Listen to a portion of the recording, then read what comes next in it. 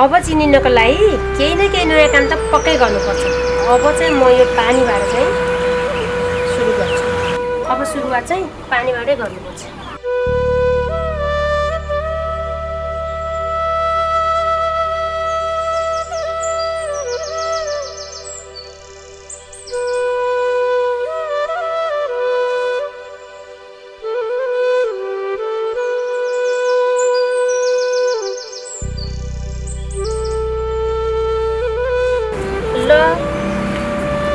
कस्तो घाटा लाग्ने भयो त, हेर्दा त तिर्के पो रहन्छ।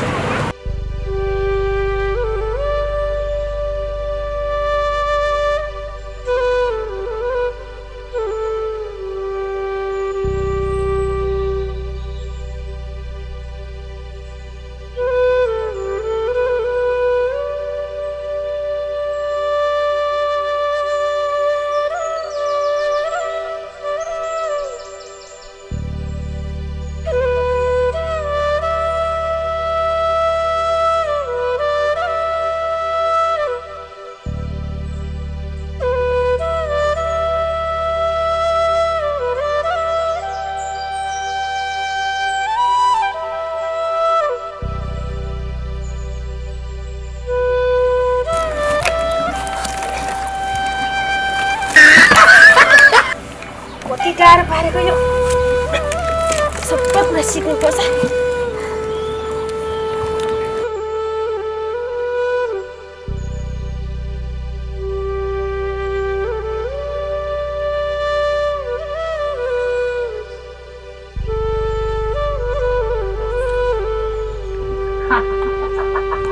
हेरियो दिदीको चाल घर त्यत्रो धारो छ हुँदा हुँदा अब यो झोलुङ्गो सुलुङ्गो केमा यो बोतल हालेर किन पानी बोक्ने हिँड्या? त पनि जहाँको त्यही छस्। देशको अवस्था कहाँबाट कहाँ पुगिसक्यो संसार सुनेको छैनस् तैँले? सबै कुराको भाउ बढेपछि पानीको भाउ बढेको। पानीको भाउ बढेर हामीलाई के मतलब? हाम्रो घरमा 24 घण्टा पानी आइरहेछ। हो यस्तै जनता भएर हो हामीले दुःख पाउनु परेको। यो कुरो सिरियस हो, तैँले बुझेको छस्? यो प्राण बचाउने कुरो भनेको सानोतिनो कुरो हो? उता हाँस्तो पो रहेछ बा। हो दिदी, तैँले कुरो गहिरो गरिस्। राम्रो गरे नि नराम्रो गरे नि अहिले यहाँ भाइरल हुने जमाना छ। एक बोतल पानी बाँडेर कलाकार बन्ने न्युमा टिकटक बनाएर भाइरल हुने जमाना यो। अब तँलाई पनि एउटा मोबाइल नल्याइदी भएन। आफू पढेको छु भन्छस्, खोइ तेरो बुद्धि। अर्को दल जन्माउनु परेन? अब चाहिँ पानी बाँडेर सुरुवात गर्ने हो। अर्कोचोटि सांसद पक्का। ठाउँ बनाउनु परेन हामीले, खोइ बुझेको।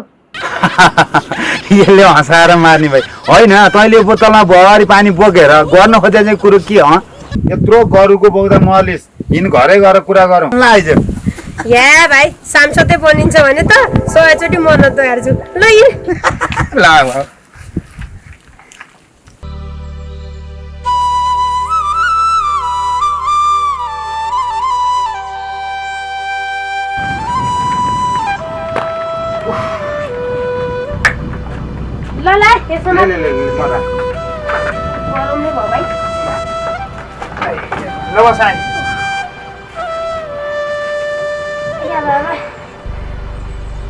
बल्ल कुरा बुझिछस् तैँले।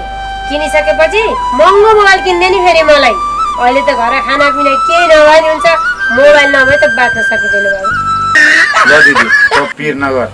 तँलाई भाइरल हुनलाई म विचार गरौँला। बरु हाम्रो गोठा भएको गाई बेचेर भए पनि एउटा राम्रो आइफोन भने नि तँलाई म किनिदिन्छु।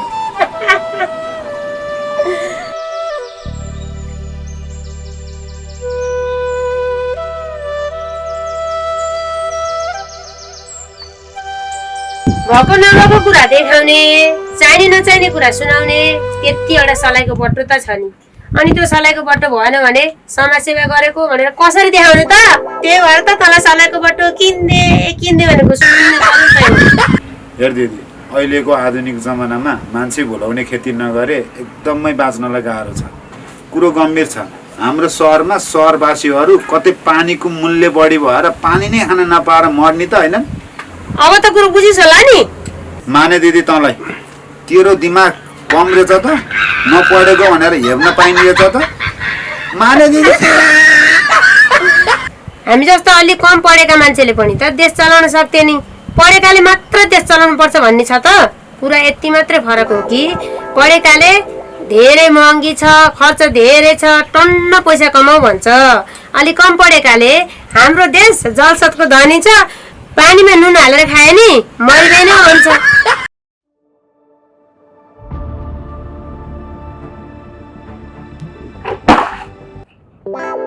कसरी लडिसलिन त? कोला कोला कोला कोला सातवा सातवा सातवा हेर हेर हेर ताल यस्तो महँगो बेलाको पानी पोखेर के गर्ने होला।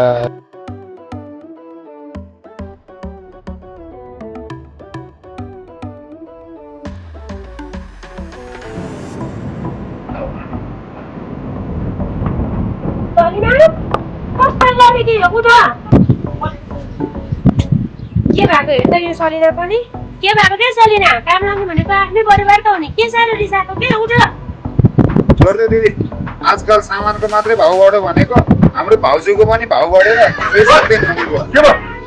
ल कसरी लड्यो? लडिरहेको तिमीले हेर्नु।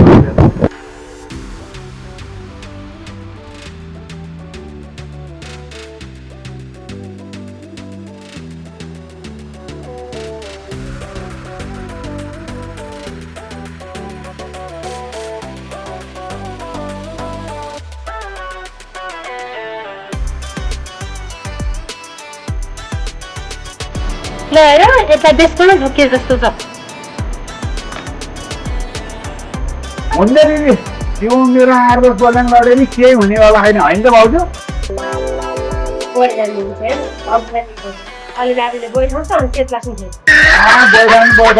पार्टी पेटको सवाल छ, होइन त भाउजू? चुप लाग तिमीहरू। मान्छे लड्यो के भइरहेछ? मेरो नाना छोरी कुरा गरेर हुन्छ। तपाईँहरू गर्नु सक्दैन कति गराएको? अनि के त कस्तो केटी बिहार त? एक बाल्टी पानी ल्याउँदा नि लड्ने खाले। बढी बोल्छस्? हेरौँला तेरो बुढी पनि बस्ती आउँदो रहेछ। लड्दैन मान्छे कहिले काहीँ? वाह।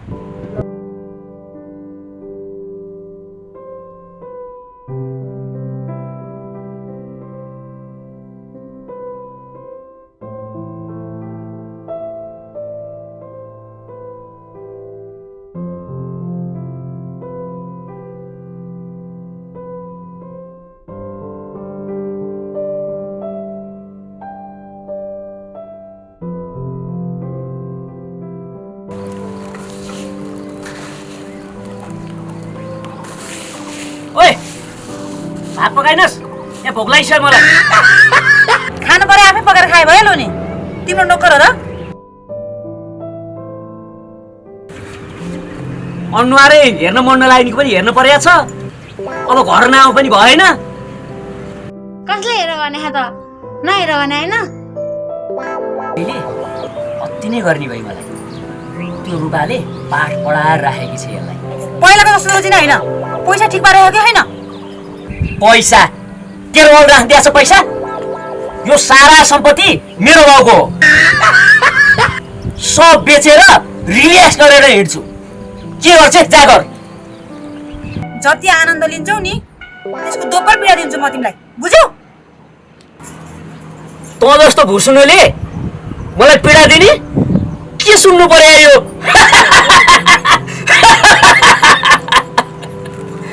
सुनेको होला नि भुसुनाले हात्तीको ज्यानै लिएको। अनि यसलाई चाहिँ मुनाले हान्न मारिदिउँ क्या हो?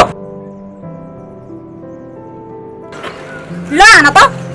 तिमीलाई मैले हिंसामा उजुर गरिदिन्छु भने म पनि मान्छे हैन। ए त ठुली मान्छे भइस् है। महिला हिंसा गरेर उजुर गर्ने? ल जा गएर गर्छ। जा।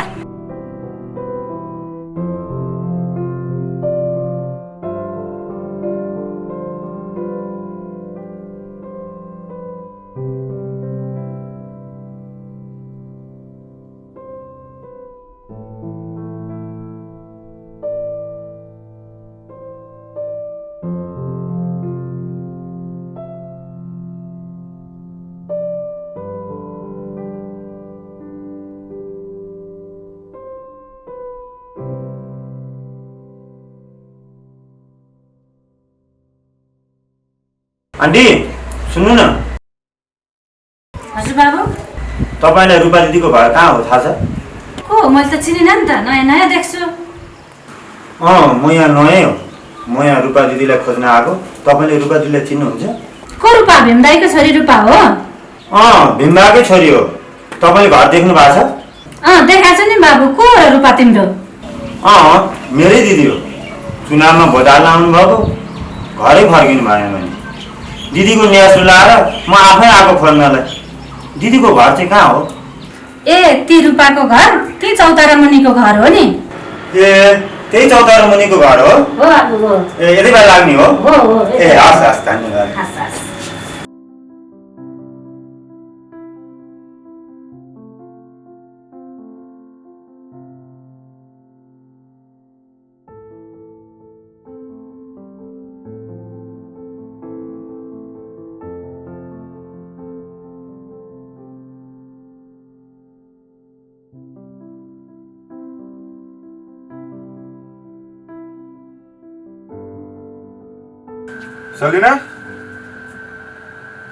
सलिना के भयो तिमीलाई? जति जतिखेर नि रिसाइरहन्छ। कति रिसाइरहेको के? सलिना तिमी किन कुरै नबुझी रिसायो कि? देख्नु भएन, घरको परिवार सबै लागेका छन्।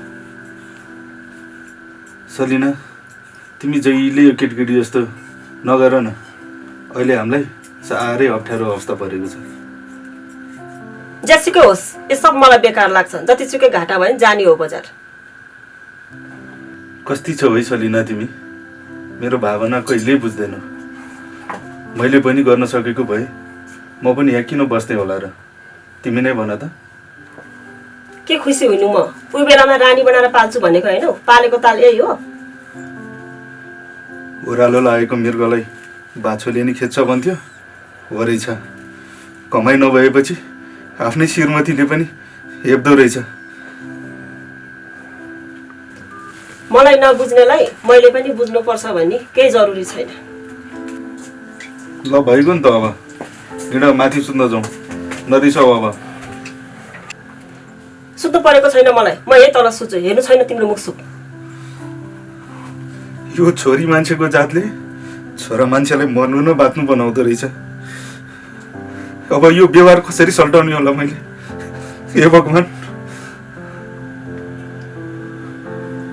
यस्तो बुढो पर्नु भन्दा त कुमारी नै बस्नु ठिक रहेछ। कस्तो बुद्धि बिग्रेछ नि मेरो। ए भगवान्। त्यसो नभन न बुढी। म तिमीलाई धेरै माया गर्छु। मैले तिमीलाई साह्रै मन पराएर पे गरेको। अहिले मलाई यो सबैको गाडी यस्तो लाजे मर्दो नबनाउ न। मैले पनि त सबै रहर मारेर तिमीलाई रोजेकी थिएँ। तिमीलाई थाहा छ त म गाउँमा काम गर्न सक्दिनँ भनेर। हेर बुढी, तिमी यति कुरा बुझ कि यो पैसा र प्राण भन्ने चिज उत्तिकै आवश्यक छ। हामीलाई अहिले पैसै नभएको कारणले गर्दाखेरि दुःख पाएको हौँ। यस्तो बेलामा तिमी र म मिलेर सँगै यतै बस्नु नै राम्रो हुन्छ। मलाई तिम्रो पैसासँग केही मतलब छैन। यो डाँडा काँडामा केही खानेकुरा छैन। भुटेको मकै, रोटी, ढेँडो यस्तो खाएर बस्न सक्छु म? अब यो कुरा होस् के पछि सोचौँला। हिँड न, अब सुत्ने बेला भइसक्यो। छौ माथि सुत्न। आउँदिनँ म, यतै सुत्छु। मैले भनेको तिमीले मान्दैनौ भने ठिक छ, तिमी यहीँ सुत। म पनि यहीँ यतिकै जाँदा